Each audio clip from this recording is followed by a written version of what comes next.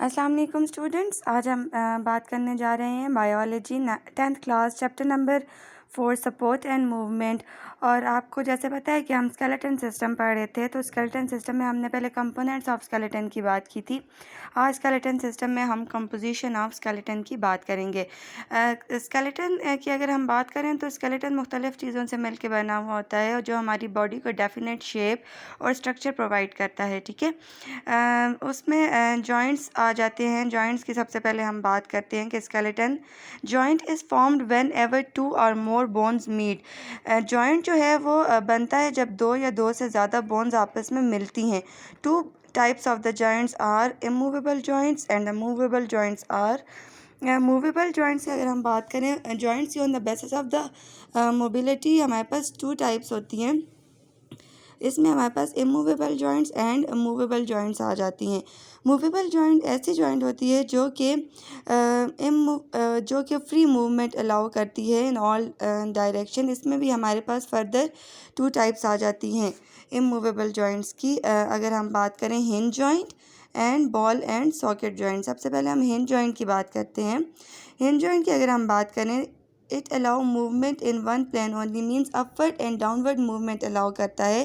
Found at knee and elbow. ये knee और elbow में, नी एंड एल्बो आपके जो है वो देखें upward and downward movement show कर रहे हैं। इसके अलावा बॉल एंड सॉकेट जॉइंट की अगर हम बात करें तो इसका नाम बॉल एंड सॉकेट जॉइंट इसी वजह से रखा है। देखिए, जब आप बॉल करते हैं ना, तो पूरी आपकी आर्म पूरी मूव कर रही होती है in 4 direction. Allow movement in 3 planes in all direction, found at shoulder and the hip joint. ठीक है, ये शोल्डर और हिप जॉइंट में ये जो जॉइंट है, ये वहाँ पे उस जॉइंट को बॉल एंड सॉकेट जॉइंट कहा जाता है।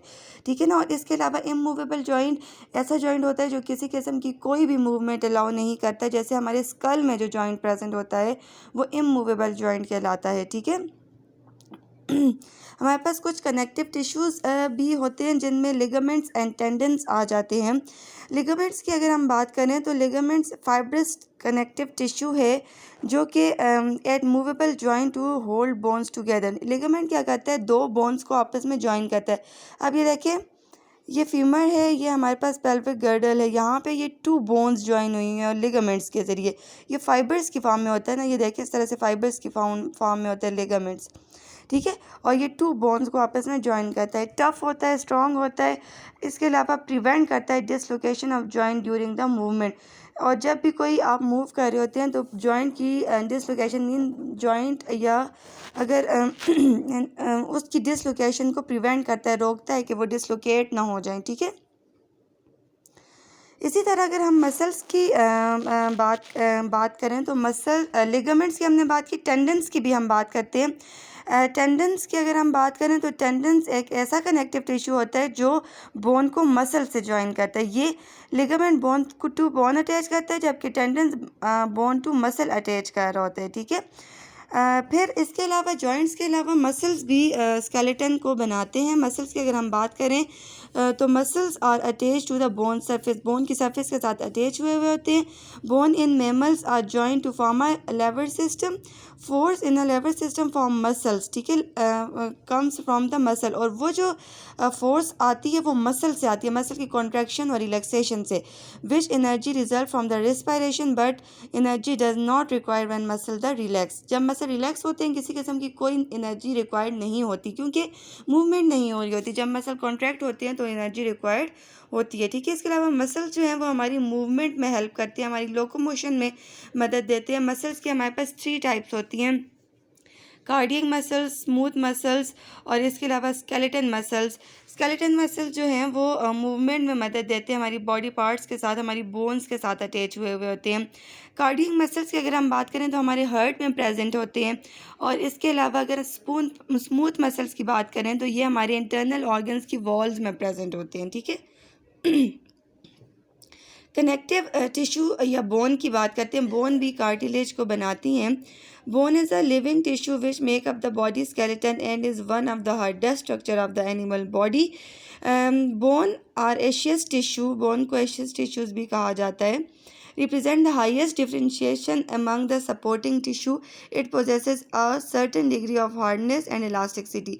बोन्स में हार्डनेस भी होती है और इलास्टिसिटी भी होती है. बोन्स जो हैं वो हमारी बॉडी का हार्डेस्ट पार्ट होते हैं, हार्डेस्ट स्ट्रक्चर होते हैं, और ये भी एक लिविंग टिश्यू है. और ये हमारी बॉडी के अंदर 206 बोन्स प्रेजेंट होती हैं. न्यू बॉर्न बेबी के अंदर 350 बोन्स प्रेजेंट होती हैं, और जैसे जैसे वो बोन्स मेच्योर होती जाती हैं तो 2 से 3 बोन्स जो हैं वापस में ज्वाइन करती हैं, और जब एडल्ट में हमारे पास 206 बोन्स रह जाती हैं. ठीक है, बोन्स की अगर हम बात करें तो बोन्स में हमारे पास 2 कैटेगरीज आ जाती हैं, compact bone and the spongy bone. Compact bone is the most hardest bone and have no blood vessel, लेकिन स्पॉन्जी बोन में हमारे पास ब्लड वेसल्स प्रेजेंट होते हैं, और बोन मेरो भी स्पॉन्जी बोन के अंदर ही प्रेजेंट होता है. फंक्शन की अगर हम बात करें, it provide shape and support for the body. It provide site of attachment for tendons and muscles which are essential for locomotion.